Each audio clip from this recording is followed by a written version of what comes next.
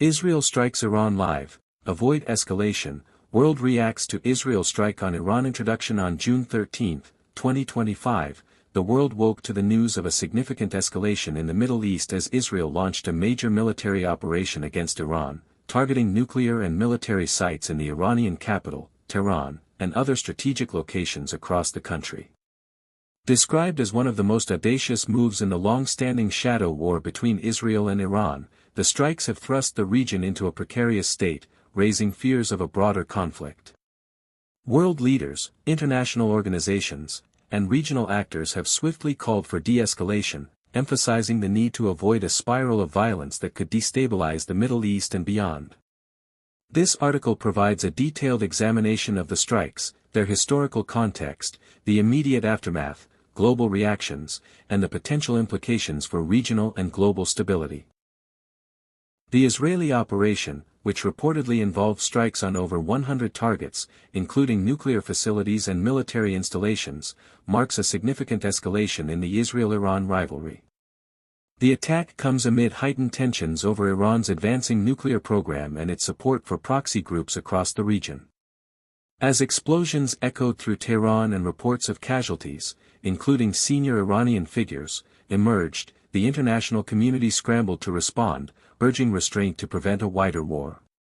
This article delves into the events as they unfolded, drawing on real-time updates, official statements, and expert analysis to provide a comprehensive overview. Background: the Israel-Iran shadow war. The Israel-Iran conflict is rooted in decades of ideological, geopolitical, and strategic rivalry. Since the 1979 Islamic Revolution in Iran, which brought a theocratic regime to power, relations between Iran and Israel have been marked by hostility. Iran's leadership has consistently called for the destruction of Israel, viewing it as an illegitimate state and a key ally of Western powers, particularly the United States. Israel, in turn, perceives Iran as an existential threat due to its nuclear ambitions, support for anti-Israel militant groups like Hezbollah and Hamas, and its growing regional influence. The nuclear question. At the heart of the conflict lies Iran's nuclear program.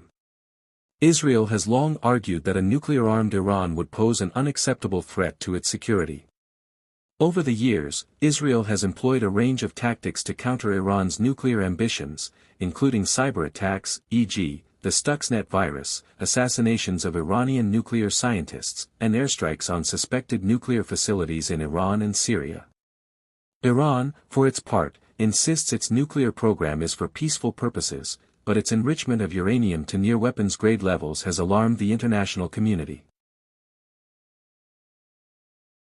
The 2015 Joint Comprehensive Plan of Action, JCPOA, commonly known as the Iran nuclear deal, was a landmark agreement aimed at curbing Iran's nuclear activities in exchange for sanctions relief.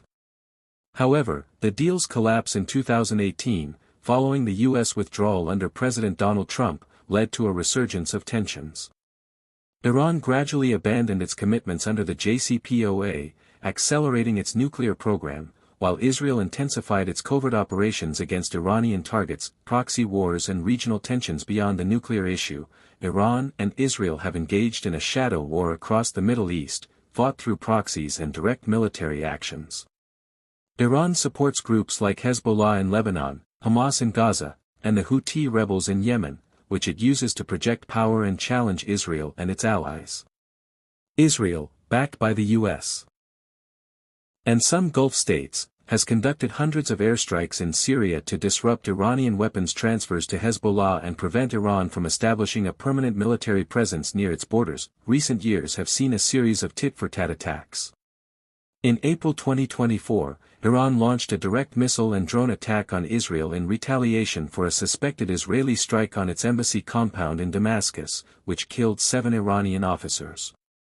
Israel responded with limited strikes on Iranian military sites in October 2024, carefully calibrated to avoid escalation.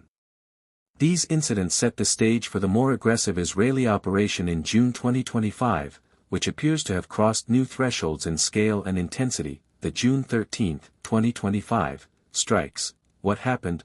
The attack. On the morning of June 13, 2025, Israel launched a large-scale military operation against Iran, codenamed Operation Dawn Strike. though this name remains unconfirmed in official sources. According to reports from international media and posts on X, the Israeli Air Force, IAF, conducted strikes on over 100 targets across Iran, including nuclear facilities. Israel targeted sites associated with Iran's nuclear program, raising concerns about the safety of nuclear installations and the risk of radioactive contamination. The strikes reportedly aimed to disrupt Iran's uranium enrichment capabilities and research facilities, military installations. The IAF hit missile manufacturing plants, air defense systems, and command and control centers. These targets were described as posing a direct and immediate threat to Israel, particularly due to Iran's production of ballistic missiles used in previous attacks. Tehran and other cities. Explosions were reported in the Iranian capital, Tehran, as well as in Isfahan, Tabriz, and other strategic locations.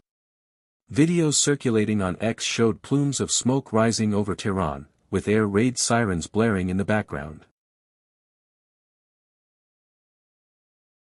The operation was characterized by its precision and scale. Israeli warplanes, supported by advanced intelligence and possibly US-provided logistical support, penetrated Iranian airspace, overcoming Iran's air defense systems.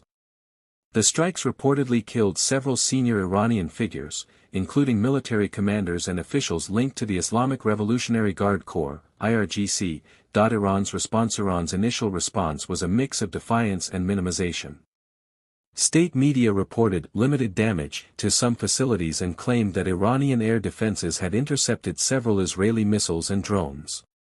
However, the scale of the attack and the targeting of high-value sites suggested significant disruption to Iran's military and nuclear capabilities. Iranian officials vowed a proportional and decisive response, raising fears of retaliatory strikes against Israel or its allies. Posts on X from Iranian sources indicated public outrage, with some users calling for a strong military response, while others expressed fear of a wider war. The Iranian government imposed a state of emergency in affected areas and mobilized its forces, signaling readiness for further escalation. Casualties and damage. Exact casualty figures remain unclear, as both Israel and Iran have provided conflicting reports. Iranian state media acknowledged martyrs among military personnel but did not disclose specific numbers. Independent reports suggested dozens of deaths, including civilians caught in the crossfire.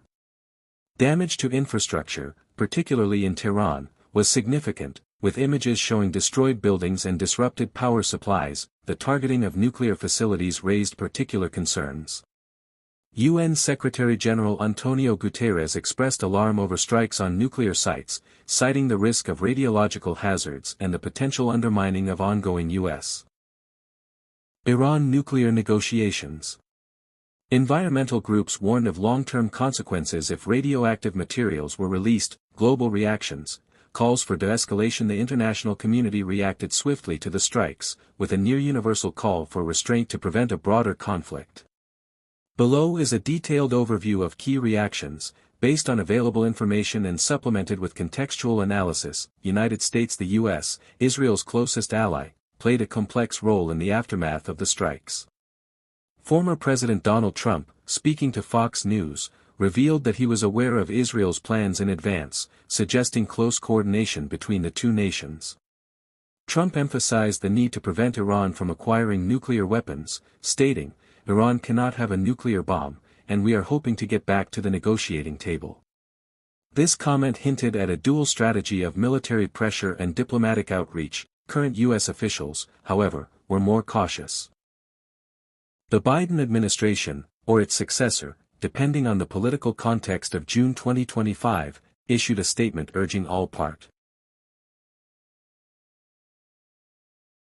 to avoid escalation, de-escalation. The U.S. deployed additional naval assets to the region, including an aircraft carrier strike group, to deter Iranian retaliation while signaling support for Israel. Analysts noted that the U.S. was walking a fine line, balancing its commitment to Israel with efforts to revive nuclear talks with Iran. United Nations and Russia. UN Secretary-General Antonio Guterres condemned the strikes on nuclear facilities, describing himself as particularly concerned about their impact on diplomatic efforts. The UN Security Council convened an emergency meeting to address the crisis, but deep divisions among permanent members, particularly the US, prevented it from issuing a unified statement. Russia, a strong supporter of Israel, condemned Iran for the strikes, calling them unacceptable and unprovoked. Kremlin spokesperson Dmitry Peskov warned of a sharp escalation of tensions, and the Russian embassy in Tel Aviv advised Russian citizens to leave Israel, signaling fears of Iranian retaliation. Russia's condemnation reflects its strategic partnership with Iran, which includes arms sales and cooperation in Syria, as well as its broader goal of countering US and Israeli influence in the region. European Union. The EU, led by figures like French President Emmanuel Macron and British Prime Minister Keir Starmer, called for Israel to show restraint to Iran.